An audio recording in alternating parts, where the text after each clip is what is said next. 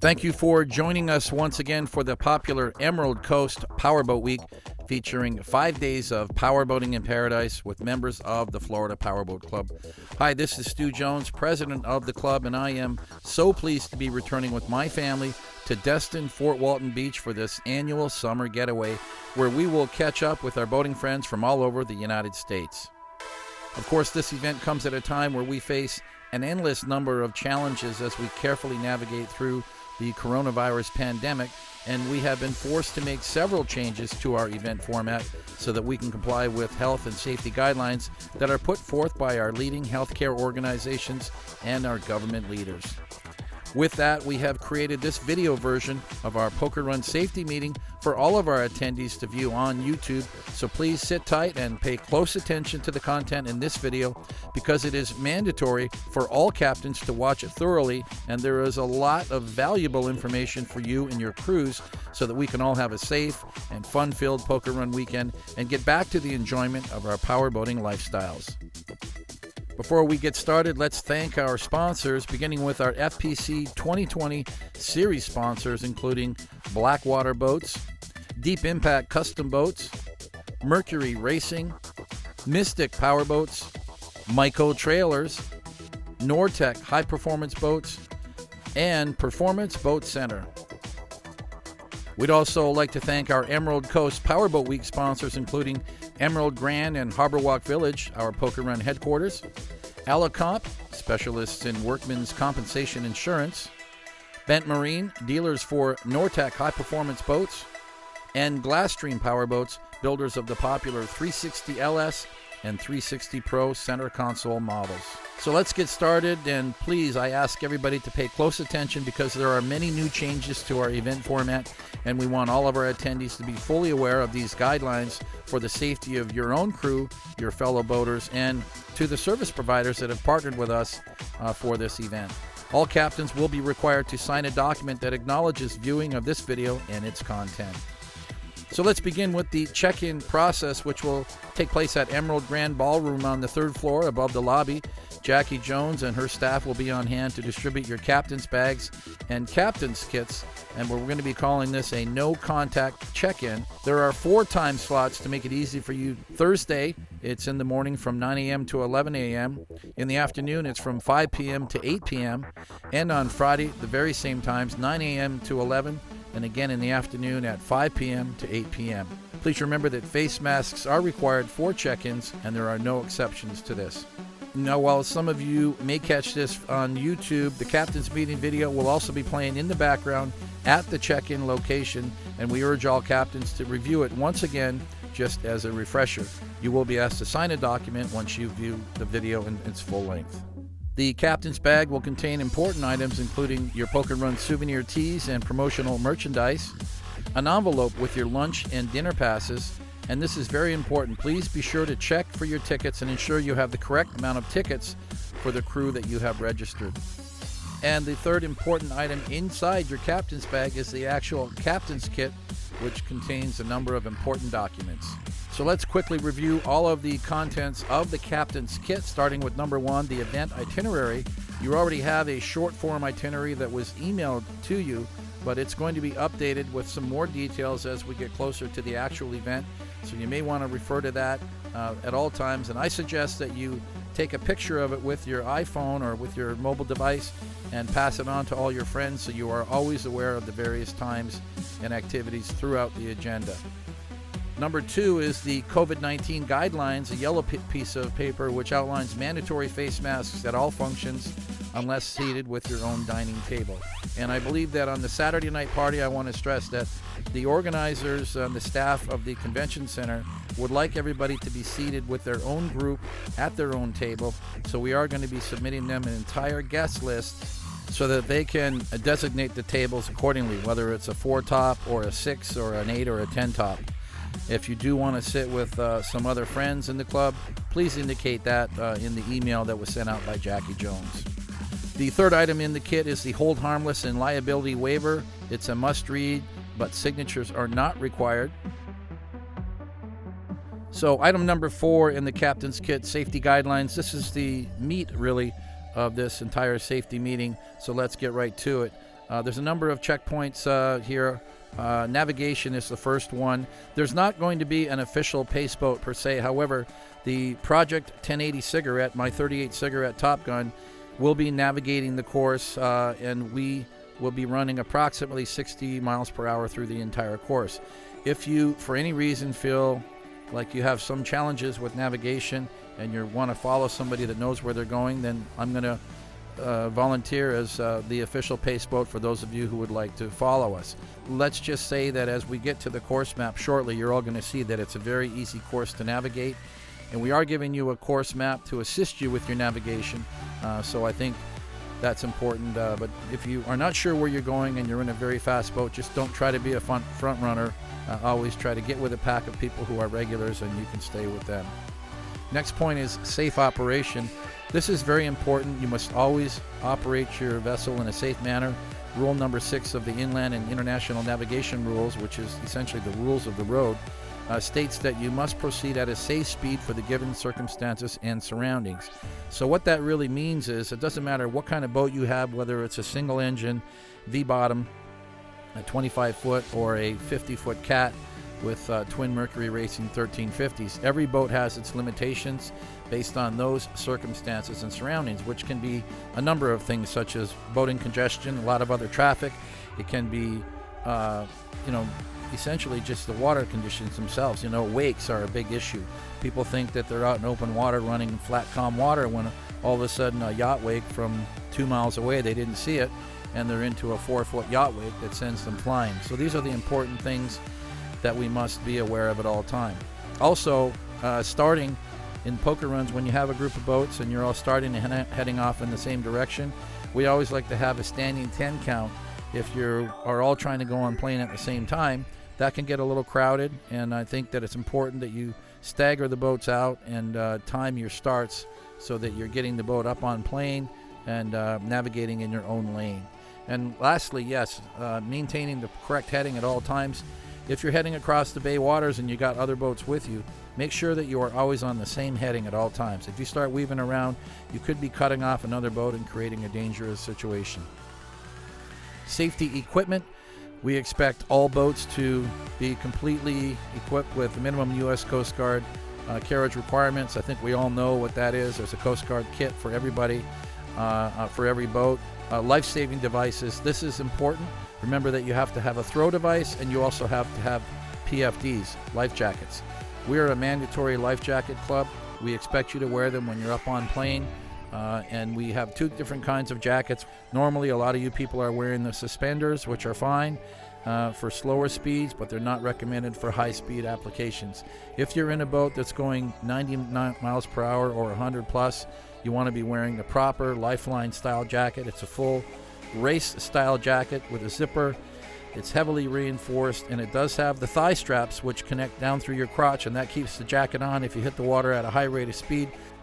Next point, alcohol consumption and drugs, of course, absolutely forbidden. You're not allowed to consume alcohol nor take any illegal drugs or mind or reflex altering substances, that could be pills, for 6 hours prior to the start of the poker run and operating the boat. This includes the lunch stops and the fuel checkpoints. Communications, all boats are required to have a VHF radio on board. It doesn't matter to me if it's mounted in the dash or if it's a handheld. And we like to use channel 78, but remember that it's difficult to talk on VHF radios while we're underway. The boats are too noisy and too windy, so we don't expect you to be monitoring at all times. We really just like to use these as a safety device. If you do have an issue on the boat, a breakdown, or any kind of an injury, it's much easier to communicate with local authorities and law enforcement with a handheld radio, because you can go over to 16 to hail for assistance and go on to one of the frequencies that you're instructed to. Same thing goes for towboat operators. If you need assistance from a towboat operator, your handheld radio is going to be your best friend, because you can get on the radio and get immediate response and go to a working channel and get somebody to come and assist you. So flags and handheld signals. Well, first of all, flags. We will be flying safety flags on all of the safety boats that are out there, and I will be flying a safety flag on the Cigarette Project 1080 Any boat that is a support boat with us, other than the law enforcement boats themselves, will be flying these Florida Powerboat Club safety patrol boat flags. It's a yellow flag. Hand signals. The most important hand signals are all of the crew members putting their hands up high in the air every time that you bring the boat down off of plane. And the reason for that is that, of course, we don't have brake lights on the boats. You want to inform anybody who's following you that you are slowing down and eventually coming to a stop. And the hands up is the best way to indicate that. We want all of the crew to participate in that every time. Drivers, when you're ready to slow down the boat, I want you to yell out to all your crew, hey, we're slowing down, we're stopping, hands up everybody, hands up everybody. And that's going to indicate to the boats behind you that you're stopping. Insurance requirements. I know you all know this now because you have to have insurance to even join the club in the first place. But all vessels attending and participating in this event must have appropriate insurance coverage, including adequate liability and personal injury coverage.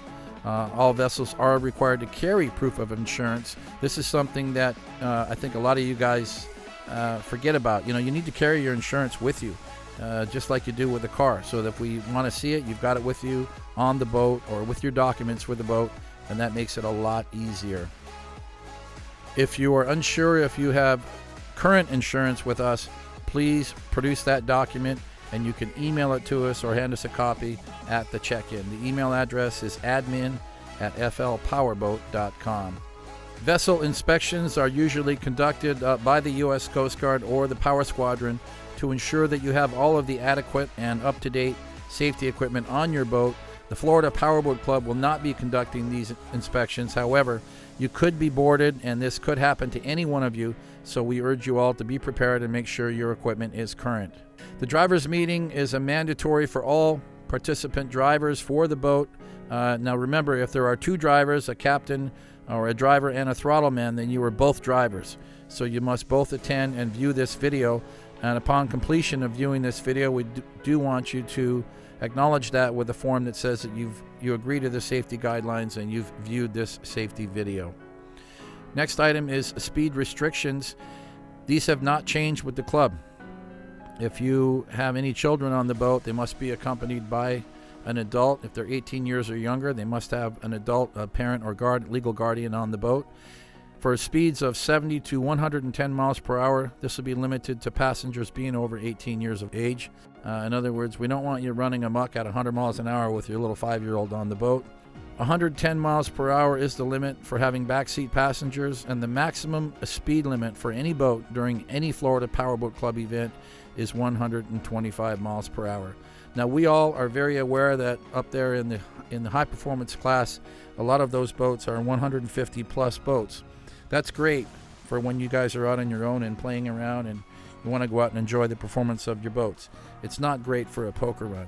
Poker runs are group events, and there's a lot of other boaters out there, and there are a lot of speed differentials between the different classes of boats. So we do urge all of you to follow these guidelines. That's how we're going to keep our event safe. And remember, we don't own these waterways. We're sharing them with a lot of other boaters. So we urge you to be respectful to your fellow boater out there on these local waterways.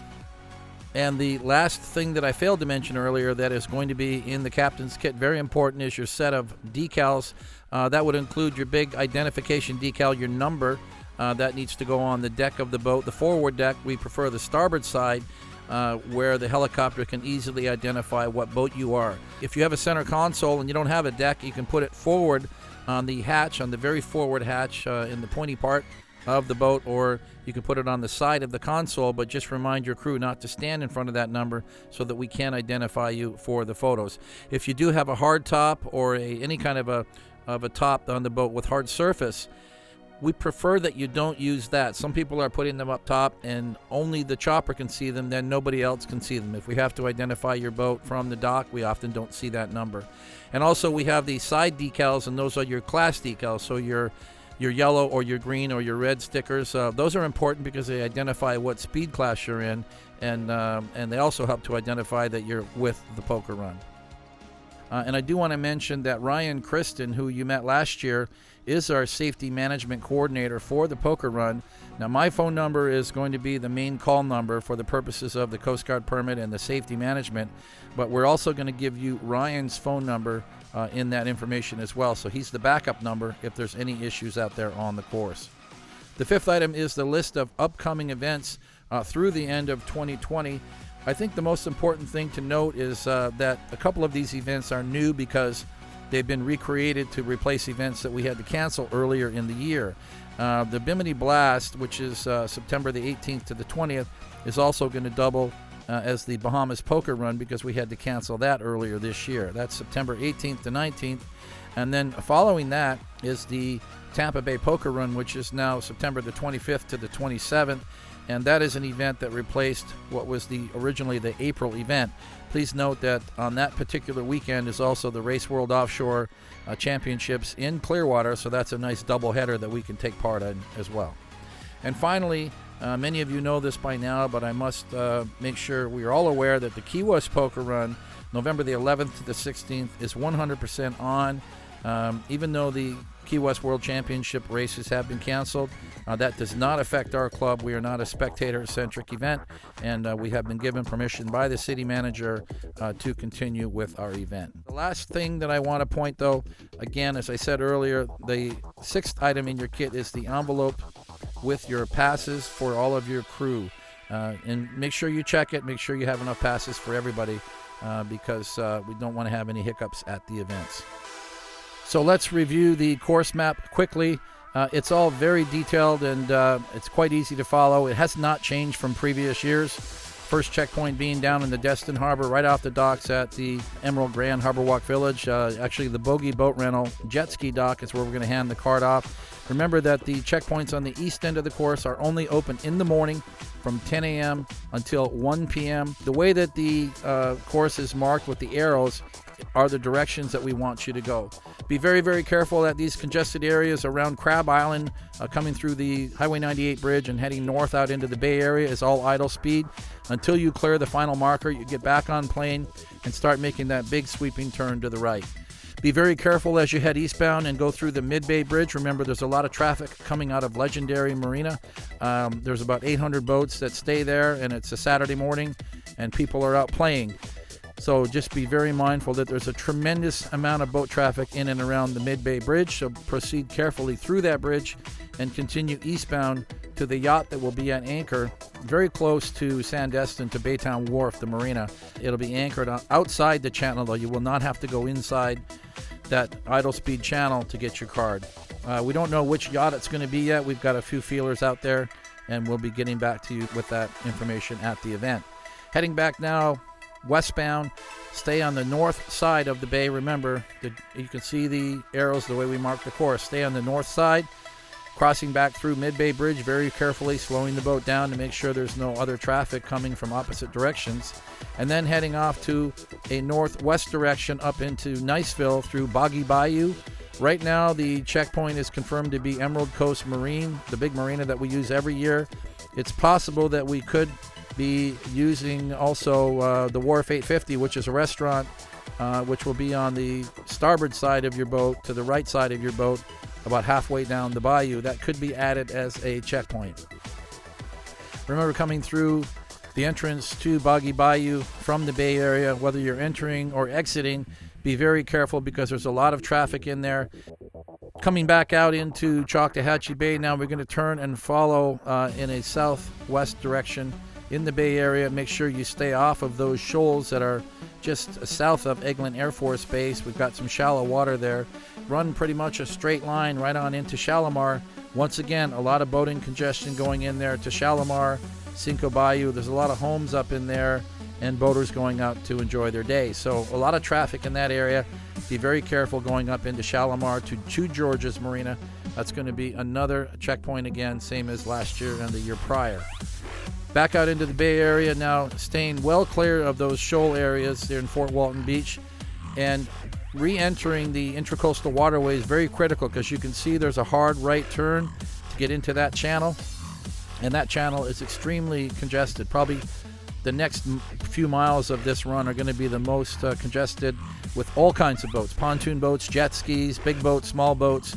And be careful with the wakes as well, because there's going to be a few big cruisers milling around throwing wakes that you might not be ready for.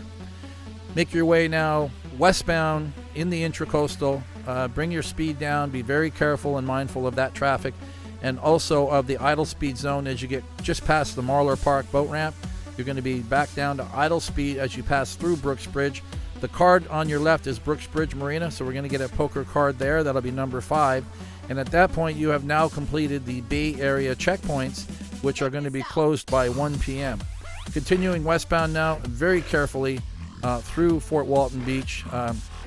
And I can't stress this enough. We say slow speed, 35 miles per hour. Just get the boat on plane and manage your speed through this area until you get through. You can see there's kind of a curvy course at Mary Esther where you're going through Santa Rosa Sound, and you're going to make your way through there. A lot of boats anchored and also on the beach areas there.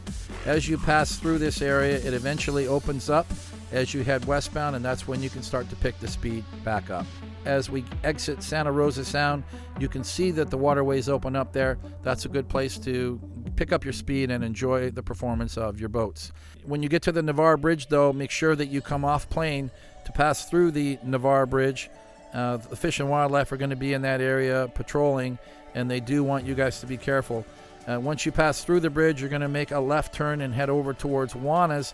That's, of course, where we have the Friday Fun Run on Friday afternoon. So many of you by then will know exactly where it is. Juana's is also going to be a Saturday lunch stop. It's also a card stop. If you want to just get your card and proceed, that's fine. If you want to dock, beach, or whatever and stay, that's fine too. Again, it's up to you guys where you want to stay. Juana's is going to be offering lunch there on the Friday Fun Run as well. You'll have a ticket for that, and you can also use your ticket for Saturday, a different ticket for lunch at Juana's. Their format is a little bit different this year. They're not using their air-conditioned sports bar for dining. You're going to have to get your food in a sort of a takeout box lunch container, and there are many places there that you can enjoy your lunch. Now, in the top inset, top left corner, is the final portion of the course. It's taking us to checkpoint number 7 at Pensacola Beach Boardwalk. Once again, Bamboo Willie's, Hemingway's, and Hooters are going to be providing with a lunch format for us there. We do have a section of docking that is available to us. It's the entire section to the right. It will be fairly well marked, but there is a section of dock that's in front of Hemingway's. We have full access to that. You can dock your boats there. Be sure to have lots of lines ready because it's a very high dock. You got to, climb up off the boat to the dock, but you're going to need at least 4 lines to properly tie the boat in those slips. And then on the main dock, we're only allowed to use the section to the right of the center, okay? So to the right would be pretty much to the north side of the dock. They also are not allowing for rafting for these new COVID guidelines, so we have to be very careful to use up that space wisely along the dock. They might give us a 2 wide. They might allow us to go 2 wide only, but not 5 or 6 like we have in the past. There's one more restaurant a little further to the left or to the south side of the beach. It's not attached to the Pensacola Boardwalk. It's called Flounders. They do have their own docks there as well. And I want to point out that Flounders is not indicated on the course map because we added them just recently. But we did speak with the management there, and they are going to accept our lunch ticket. So that's one other location that you can try. If you've never been there, it's probably worth the effort to go over and check it out. And let's just talk a little bit about our trailer parking and docking. Remember that the launch ramps in town, the most popular one is going to be in Fort Walton Beach at the Marlar Park ramp behind the convention center, which is also where we have our trailer parking lot. Remember that the lot there we have to pay the county for, so it's $150 per team to have your truck and trailer there. There's another boat ramp in Destin at Joe's Bayou. We can provide a little map here to support you to show you where that is. It's a nice ramp with parking there on site as well. The third option is to go right to Legendary Marine, where they can launch you by forklift, and they will have trailer parking and docking for your boat throughout the weekend. Florida Powerboat Club will support all of our members on the following 3 locations for docking. One of them is the Brooks Bridge Marina. We have some space there that's mostly floating docks located right at the Brooks Bridge near the Marlar Park ramp. There is an option for some boats at Brooks Bridge to be lifted out and put on work racks at night. I did that with my cigarette last year. It worked out great. The second option is Harbor Walk Village in front of Emerald Grand. The only way you can rent a slip there is through the Dockwa portal. That's DOCKWA, Dockwa.com. Very limited docking there at Harbor Walk Village. And the third venue is AJ's in Destin. Everybody wants to be at AJ's. Well, this year we do have AJ's, the inside basin. We don't have the outside slips.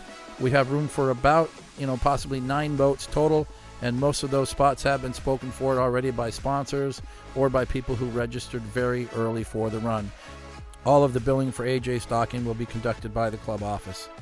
We hope you enjoyed this little captain's meeting. I hope it worked for everybody. I hope it was informative at the very least.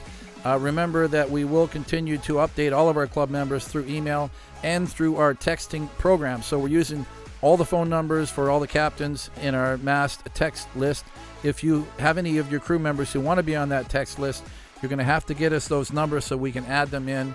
And these text messages will go out several times daily with various updates. This is Stu Jones. Thanks for watching. Remember to email us here at the club office, Jackie at flpowerboat.com or Stu at flpowerboat.com to reach out and give us any questions or any suggestions that you may have. Thanks for working with us through this COVID-19. Very challenging time for all of us with all these changes to our event format. But let's get out there, let's be safe, and above all, let's have fun with our fellow Florida Powerboat Club members. Bye for now.